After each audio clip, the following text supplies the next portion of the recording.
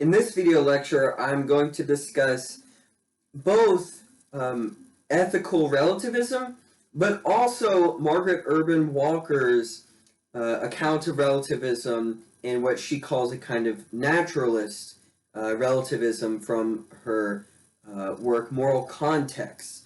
So in this way, both we're going to see a traditional account and then I think a bit more nuanced contemporary account of relativism that I think is pretty influential and powerful. So traditional accounts of relativism are typically referred to as cultural relativism, you have subjective relativism, you have epistemic moral relativism, and as well as emotivism, right? So all of these reject an objectivist account of relativism. So an objectivist account would argue that there is objective moral truth, right? Or it is possible for us to have knowledge of morality, of what is actually good, of what we ought to do in any situation, right? Or at least in any situation that has, a moral dilemma or a moral action that we are required to undertake. Relativists think that moral truth is not universal, right? So it's not objective and it's not universal. It's not something that can apply at all times in all places because it is relative. Well, relative to what? So cultural relativism would argue that, well, the rightness of an action is just relative to a culture. So if you live in a society where that society overwhelmingly, right, it's like the norm, okay?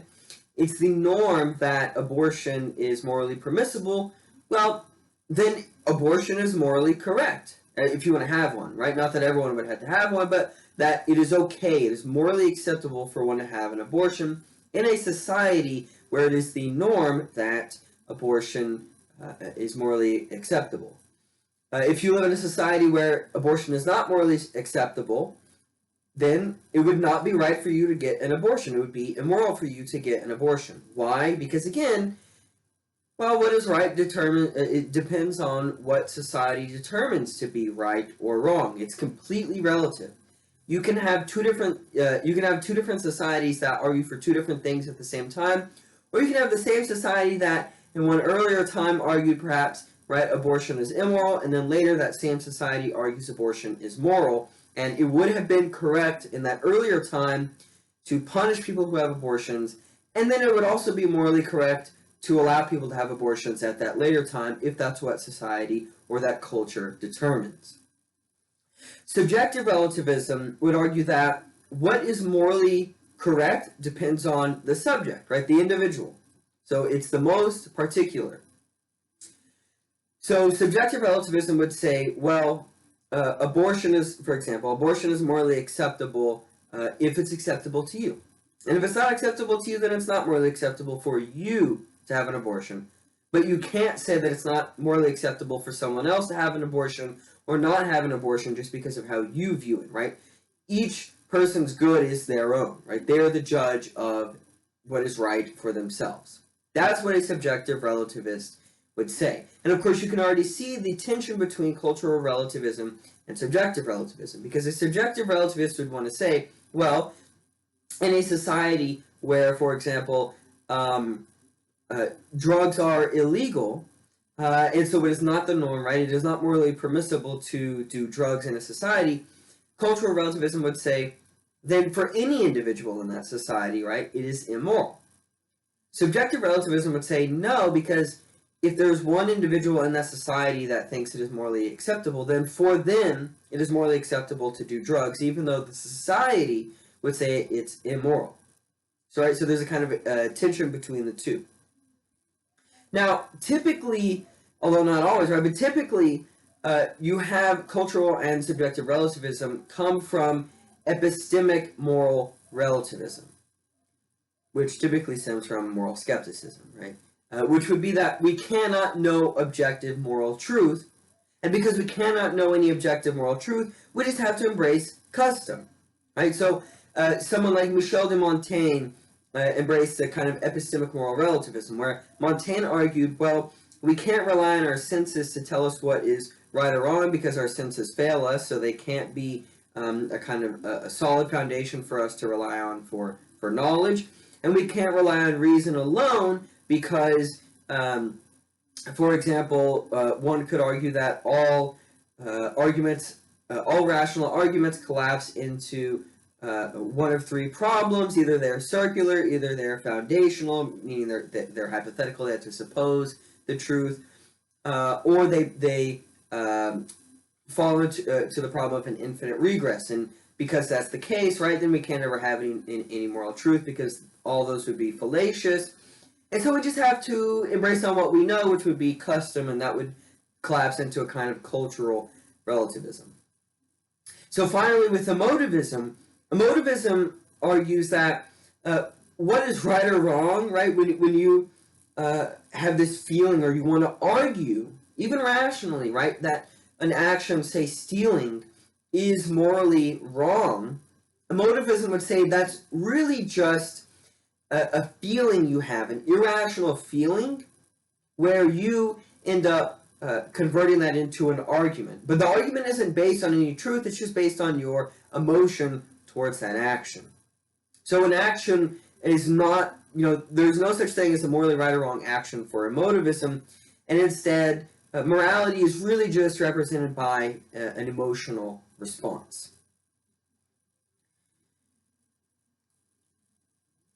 So, considering that just brief introduction to very basic traditional varieties of relativism, now I want to look at Walker's account of relativism, seeing power in morality. So, Walker says that traditionally, moral philosophy presupposes the antithesis of morality to power, right? That morality, when something is moral, it is antithetical to power. Right? So power would be this thing that coerces someone, and so when you do something that's morally correct, anytime someone is moral, they're not using power over someone else, they're doing what is right because it's right, perhaps for its own sake or otherwise. So she asked the question, right? Is it true that there is a coextensive opposition of morality to power? She says, this legacy of traditional philosophy, being primarily exclusively concerned with ideality, underlies many philosophers' boredom with or contempt for too much interest in how human beings actually live and what it has been or is like for them, each of them, to live that way. They think there is little to be learned from what is about what ought to be. So, what Walker wants to examine is, how do human beings actually behave? What are their actual moral practices? What do human beings actually, as they live, take to be moral or immoral? She thinks that philosophy, right, has not been so much concerned with that, almost kind of an anthropology or even sociology, and far too concerned with an ideality, right, an ideal account of morality, as opposed to how does morality actually exist. And so you have these varieties of ideal morality that she lists. So you have, like, for example, the good that we might find in Plato's Republic.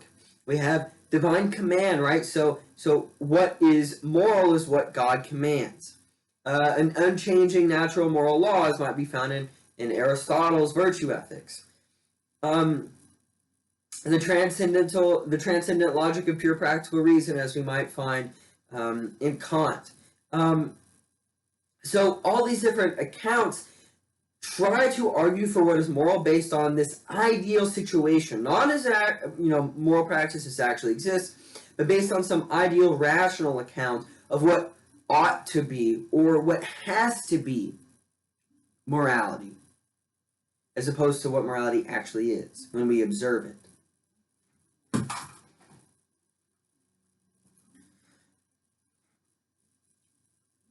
So, on the one hand, Walker finds that feminism can be really helpful in disclosing the power in morality. On the other hand, some aspects of feminism she thinks are too naive. They're wrong about how one should approach power in relation to morality.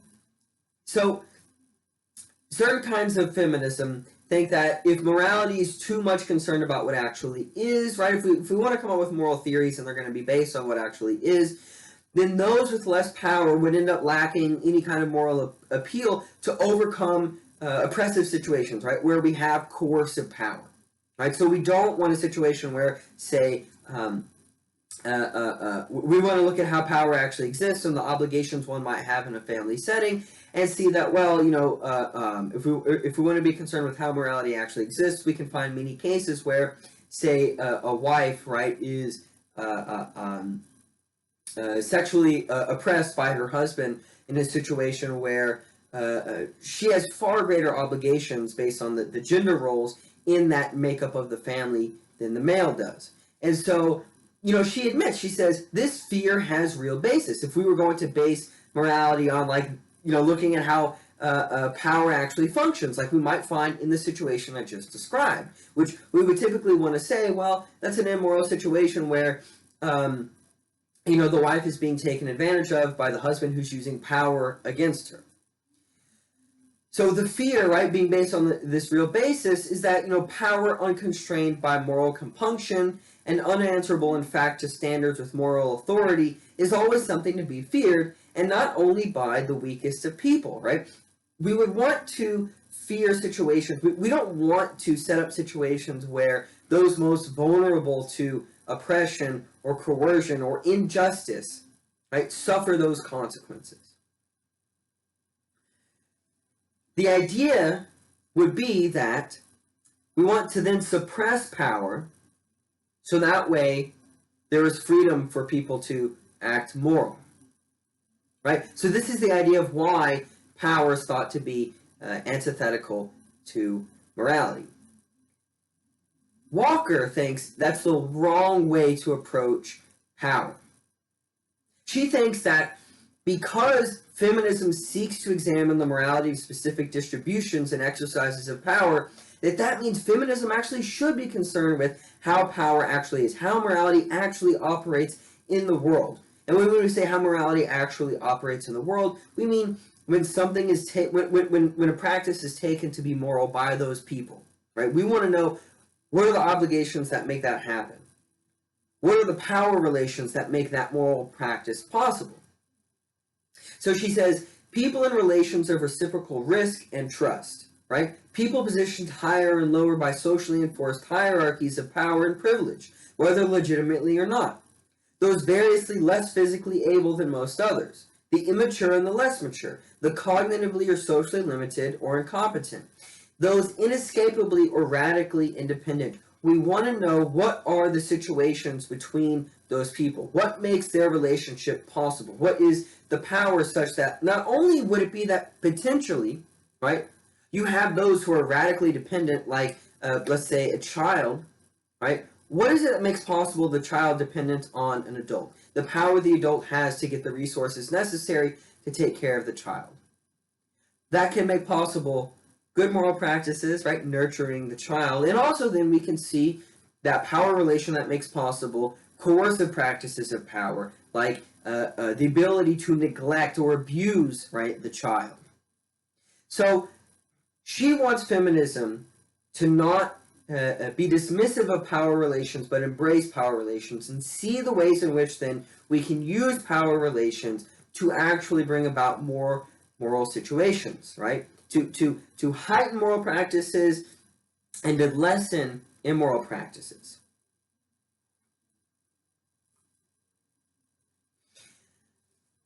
So morality then, right? And this might sound absurd to a traditional, right, account of morality, right? No one would want to argue that morality is just using your power over someone else. I mean, this is what someone like Thrasymachus in the Republic argued, right? That justice is that of the stronger. And yet Walker wants to argue that morality is itself a it's a disposition of powers through an arrangement of responsibilities. So what does she mean by that? She says, in this view, the very existence of morality requires many social power. Powers to control, educate, and influence are required to cultivate and foster senses of responsibility. Powers to govern, persuade, inspire, reward, recruit, and punish are necessary to impose and enforce distributions of responsibility. Norms for who may do what to whom, and who must do what for whom, and whose business anyone's welfare or behavior is.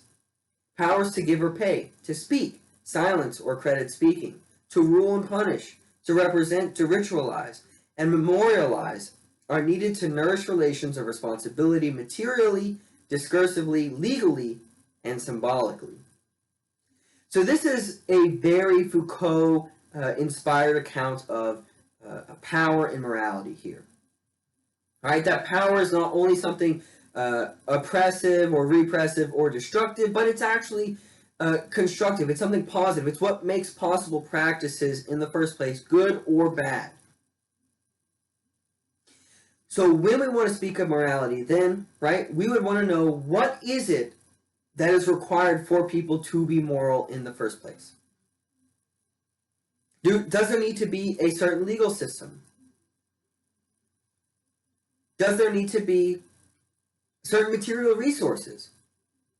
So maybe, right, if we want to house the homeless and feed the hungry, we need certain material resources, which require a certain distribution of power, where you have the actual ability, where some person can maybe have the authority to organize a system of distribution of goods, that there can be a system set up where people can donate money, or that people can pool resources together to live off those resources, such that no one is homeless, or some other system, right?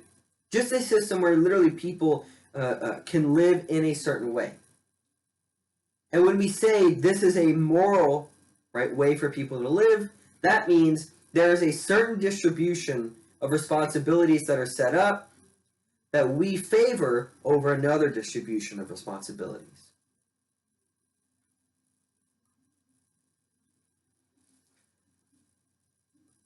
So the kind of morality that Walker is talking about is anti-foundationalist, right? It's very much influenced by postmodernism, right? Now, I've already mentioned Foucault. So Walker is arguing that knowledge is non-foundational. There's nothing that can give us knowledge which says this is objective or universal, right? Instead, she argues that we abstract moral ideas from social practice. That when we have an argument as to why something is moral or why something is good or why it is not, that it is based on a practice that makes that idea possible. So she says, there could be such a fund of purely moral knowledge only if morality completely transcended history and culture. If it were, once again, so to speak, something ideal or transcendent. And yet, right, because Walker is concerned with how human beings actually live, well, human beings change over time. We can look at, for example, the idea of property rights. Right? So based on Walker's argument here, one might argue that the idea of justice being derived from the existence of private property is a moral idea that has been abstracted from a social practice of securing private property, right? Of a legal system that says you own this thing and that you have a right to this land because, let's say, you work this land and therefore you were owed the fruits of your labor because you improve the quality of this land, right? So this would be a Lockean interpretation of private property. That means, right, that the idea of private property rights are not something natural and they're not something derived by the will of God. They're instead entirely socially derived. And that means any kind of knowledge, and here we're concerned with moral knowledge, is only as good as the practices that make that moral knowledge coherent. So morality, for Walker, right, is not a norm that exists independently of human activity and judgment. It is not something like, for Kant, right, would be based on reason itself. So for Kant, reason is something that is indivisible, right? It is something which is able to will universal truths. Instead, right, for Walker, morality any kind of moral truths, they are not a norm that remains invariant. They are historical norms that arise based on historical practices and then eventually fall away, right? Which is why at one time something might be considered moral, and then another time it might be considered immoral, because practices change and they no longer justify the idea that that previous practice, right, was just or moral or socially acceptable.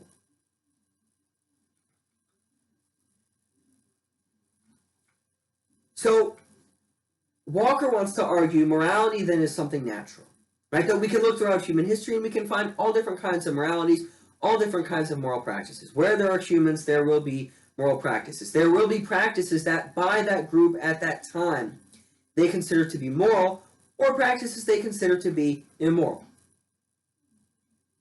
So if morality is natural, we have to ask, what are some distinctive aspects of people's grasp of their social relations that make those relations moral ones? Right? Why is it that at a given time a group of people would determine one set of practices to be moral and another set of practices to be immoral? Right? What is it that gives them the kinds of authority that we associate with morality? In a situation where we might want to say, what is it that gives, let's say, the priest the authority to determine whether what one does or not is a pious act or not? Or what is it that gives a mother the authority to determine what a kid should or should not do?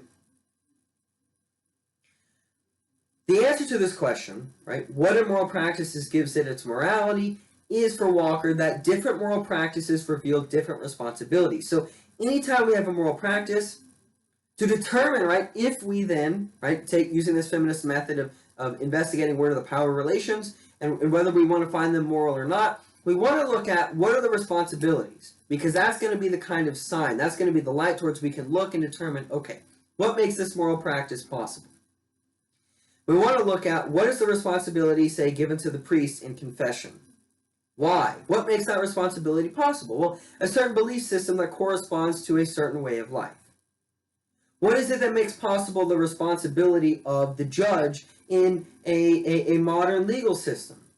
Well, it could be perhaps a constitution. It could be perhaps an entire economic system that incentivizes the existence of judges. It could be some other social practice, right?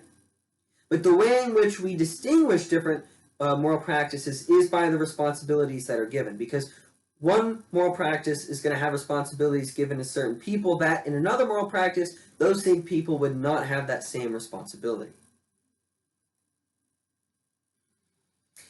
So what is it then that says an action which is determined to be moral is obligatory? This is known as, right, the problem of normativity. Where do we get moral obligation from, right? Where is it in a moral practice that says we ought to do this? Walker says, at the core of any moral social order, there must be trust that certain basic understandings are common, that the common understandings are the operative ones shaping shared life, and that these operative understandings constitute a way of life that is not only how we live, but also how to live, a way worthy of people's allegiance, effort, restraint, or sacrifice. And without this, they really are just ways some people can make others behave. So she wants to distinguish between custom and morality. A custom is when people are aware of the practices they do and that they do it just because it's custom. But there's something different about morality, which is why we can talk about normativity, why we can say something is normative, an obligation, a duty, right? Why we can talk about that I ought to give money to charity or something like that. Why I have this obligation to do so because it's good. And it would be because there's something beyond just simply this is how we live, right? There's almost this end that is built into the practice itself that goes beyond the conscious understanding of it being a custom. That when something is recognized as this is just how we do it, it's actually not a moral practice. And that's the kind of interesting thing here. So the kind of feminism that Walker is advocating is one that says, look, we basically want to uncover, right, what is it we actually do? Because there's so many things we take for granted. When we do that, when we seek out these obligations that make possible our moral practices, we want to see, why is it that this isn't just simply understood to be a custom, but it's understood to be a moral practice? That, we wouldn't just say, well, this is just what people do, but this is what people ought to do. And it's because, again, right, in that society where that moral practice exists, there's some common shared understanding, right, that says, that goes beyond, based on certain obligations that are put on people, that a custom simply lacks that kind of moral force.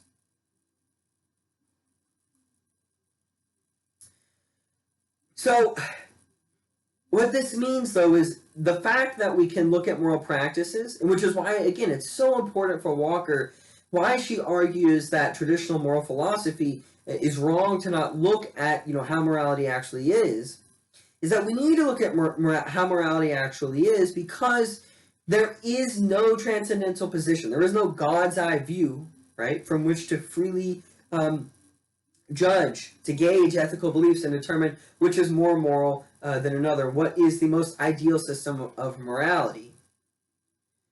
So all inquiry into moral beliefs already end up presupposing moral beliefs, according to Walker. That anytime we want to judge something, again, the only reason we can actually judge a moral practice is according to another moral practice.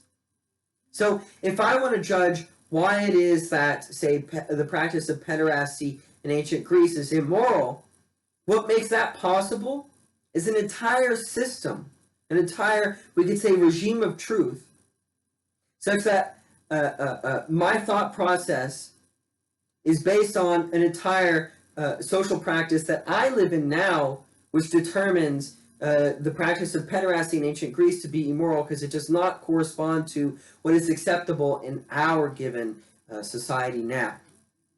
So she says, any moral standards we apply in testing others are realized in or abstracted from human practices, discourses, and institutions that are themselves configured and reproduced by power. We cannot get behind or under the powers for and of morality either.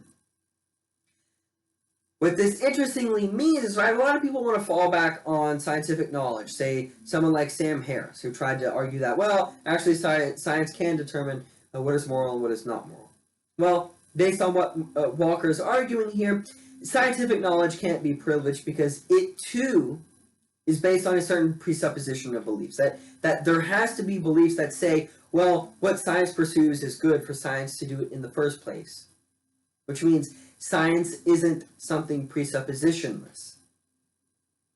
Now, we can use science, right? It can be a tool, but it can't be this foundation upon which we rest all of our beliefs, as if, it can never be questioned because it's just true. It's not, as she's trying to argue, because it's based on just a certain system of practices, right? It's like we move around certain pieces like on a chessboard, and it makes new possibilities.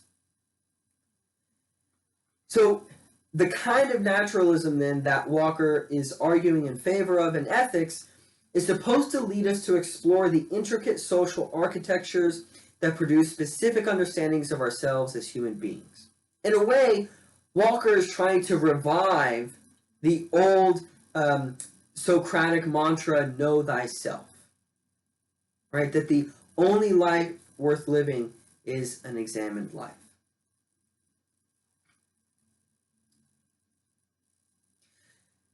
We can use Walker's criticism of traditional moral theory to criticize, right, some kinds of modern universalism. So we could look at contractarianism, right, that tries to argue what is moral is what is, socially agreed upon in a, kind of like maybe original position, like to just reference John Rawls.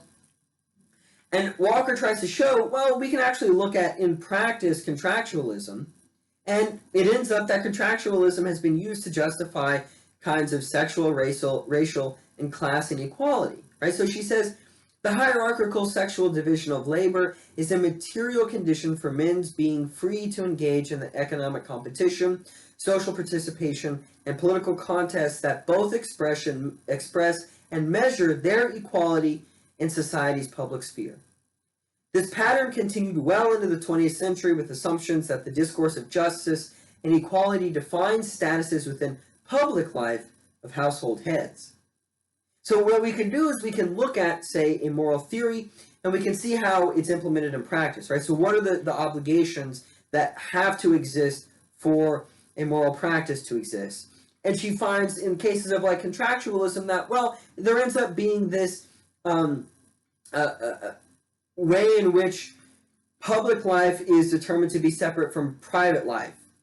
And she wants to say, well, then that means that you can have a kind of gendered role where, let's say, the woman takes on extra obligations to make possible the possibility of the man to be more moral in economic competition and pursuing a certain job that society might deem more worthy than other jobs, right? And that, well, it ends up not taking into account extra responsibilities that are put on the woman to both be a mother and have extra responsibilities raising a child, and that of having a job as well and having a successful career.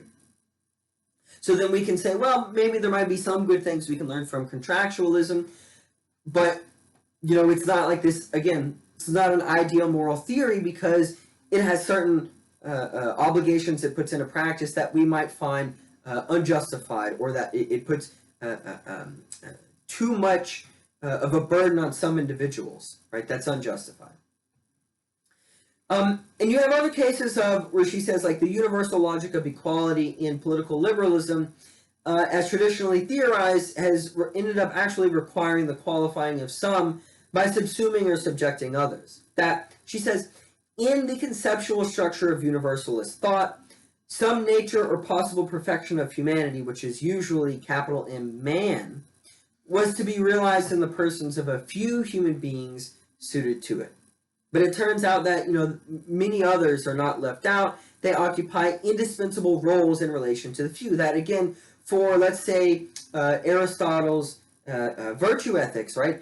If you actually want to become truly virtuous and you want to flourish in life, it depends on most people actually not being able to be virtuous because they have to perform labor which a virtuous person would not perform, right? So they have to do remedial tasks throughout their life. They have to be a slave that makes possible the virtuous person to live a life of leisure such that they can, you know, devote themselves to intellectual pursuits, right? And so again, we can look at certain obligations that are put on some people and say, well, look at this, you know, what this power imbalance. We need to structure the power relations between people differently such that you don't have the good of some dependent on you know, the oppression of others. So any kind of a universalist logic would have to take into account, right, what is it that makes possible this ideal conception of man. So Walker does not want to reduce morality to ideology. She wants to argue the opposite, that she wants to actually separate the two. That ideology is something that is practiced unconsciously, right? It's taken for granted, that we just take it for granted that something is good. She wants us to question things and to recognize our moral practices as ideological such that we can then create more moral practices. Moral practices should always be open to criticism. And that's a good thing because it means those moral practices would be open to revision to make them better, or to abandonment, such that there's no possible reform and that they're just bad and we should leave them behind. She says the alternative to perpetuating ideological practices is always to see the power in morality and to see through it to its conditions and costs.